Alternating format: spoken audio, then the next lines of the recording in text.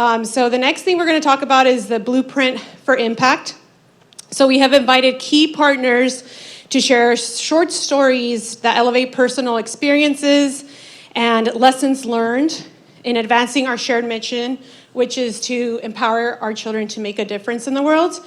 And I just want to share a very short story of mine that for me, it's been working with the students in Compton. So I'm raised in Santa Ana, California, which most of you guys, if you're from the area, you know it's a predominantly Latino, first-generation immigrant community. I come from that background, so for me, my personal mission is to help other kids just like me, you know, to be able to beat the odds and to be able to have these incredible journeys and their educational success and to be professionals and to achieve anything they want to achieve in life. Just to have those people in their lives and opportunities to be able to do so. So for me, when I see the kids in Compton, I see myself in them. You know, I have a huge passion for kids. I think they're the best people in the world. And for me, it's such a privilege to be able to work with kids because, you know, they're this just incredible human beings. So I'm always happy every day to work with kids. So I want to segue really quick. I know we're short on time again. So I want to introduce Jack Toan. And he's the CEO, co-chair with Elimination Foundation. We could give him a big round of applause and long-standing supporter and partner of Team Kids. So I'll pass it over. And professional rower, you left that out. So I was asked to do my whole life story in 7 minutes. So I wanted to kind of share my background, how I got here, because some of those early childhood experiences are a thing that really affected what I chose to do. As an Asian kid, the expectation for me is to be a doctor.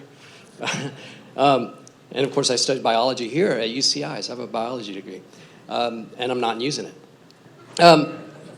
So my family, in the middle of the night, my parents grabbed me and my brother in the darkness of night and escaped out of Vietnam by boat. And we spent 40 days out at sea, ended up in a refugee camp in Hong Kong. And I lived in a refugee camp there for about a year. While we were there, my parents applied for asylum in different countries. And at the same time, there was a little church in a small town called Walhalla in South Carolina. And you mentioned New York has like 30,000 police officers. This town got like 3,000 people, right? So there's this little tiny church there of 67 people in the congregation, and the pastor was a professor at Clemson University, and he had heard about the plight of these boat refugees, and so he reached out to Church World Services and learned about the need for this. And so he went back and preached a sermon about how you should love your neighbor, right? But not just your neighbor, but those that are not like you. And so this congregation agreed to sponsor a family, and that family turned out to be us. And so we came over, and when we got there, we had a house set up for us. We had, washing machine, and this group of people who didn't know us really kind of came around us and wrapped their arms around us and really provide us the care that we needed to help my parents with doing the paperwork for residency. I mean, this was a little town. Remember that I mentioned a little town in South Carolina. It takes 3 hours to get to Atlanta to get to where they need to go to do paperwork. So 3 hours of driving my parents back and forth, and kind of the whole process, and trying to get me to learn English. Took me to art classes, and I think somebody said about, I think it was you, Lorraine, that said about consistency. There's this consistency of service and of love for our family to help us get stable and get started. And then every holiday we would go and bring food to the local residents, because again, small town, people were socially isolated, and a lot of seniors that were isolated. And I had learned, it kind of stuck with me when I was, I think, 11 or 12, and I learned that There are people that, because of a lack of food, were eating canned dog food or canned cat food. And, it stuck with me. Anyway,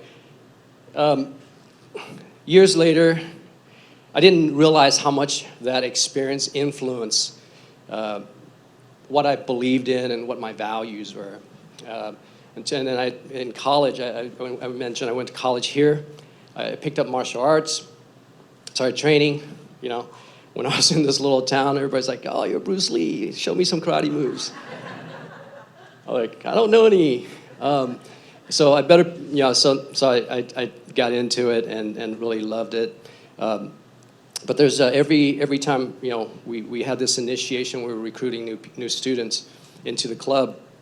We'd have what's called TNT week. It's trials and tribulations, and the instructor would put us through crazy workout, very boot camp like, right? And then at the end of the whole session, everybody's already burnt out and tired, ready to go home. And he's like, "Okay, everybody, circle up, form a circle, linked arm, finish with 200 sit-ups together.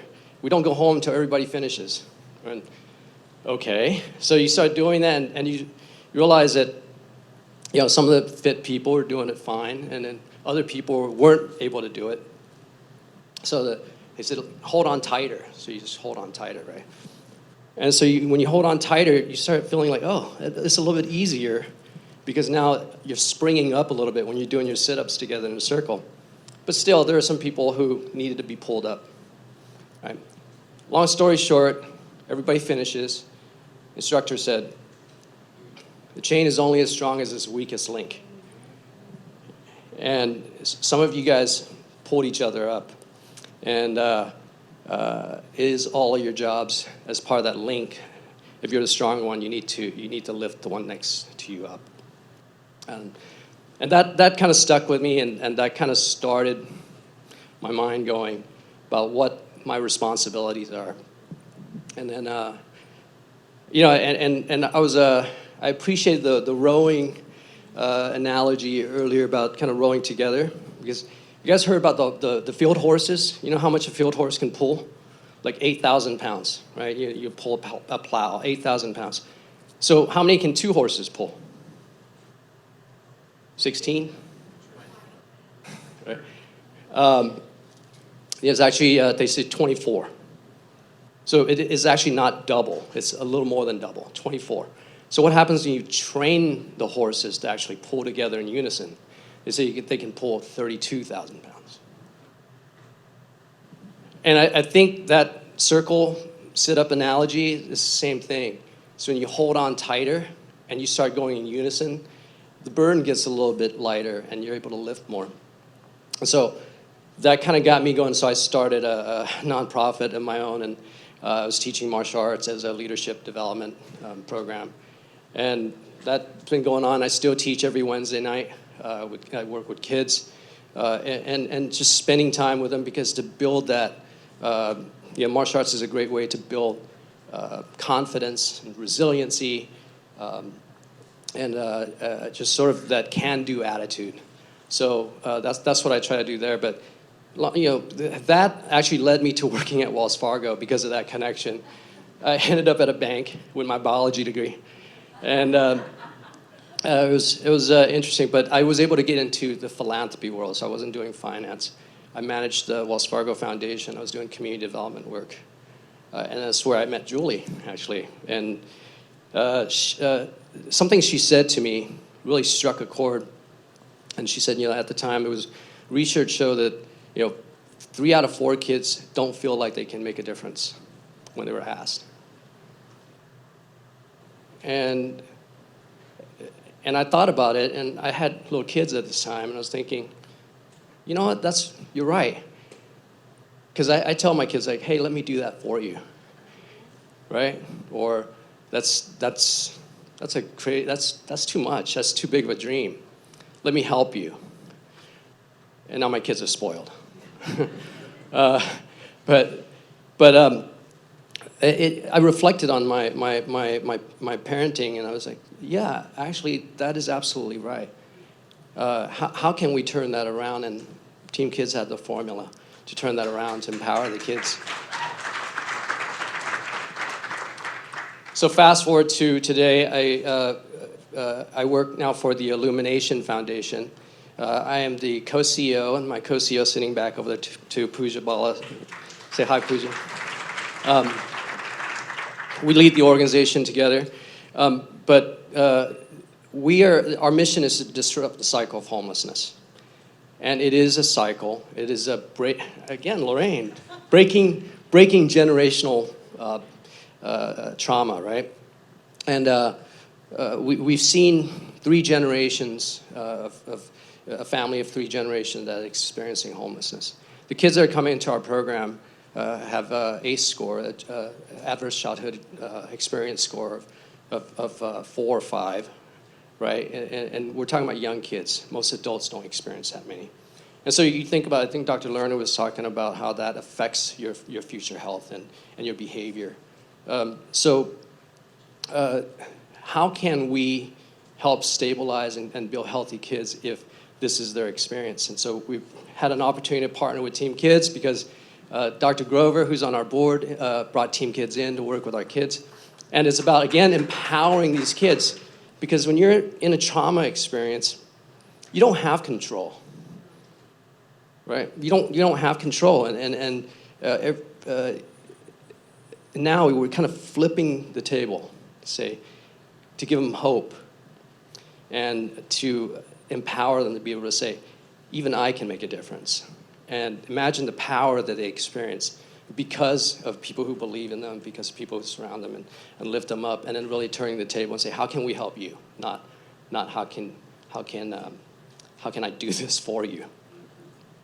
All right, and so it's been a great partnership, Julie, over the years. We've known each other for 2 decades, and met a lot of great like-minded supporters along the way.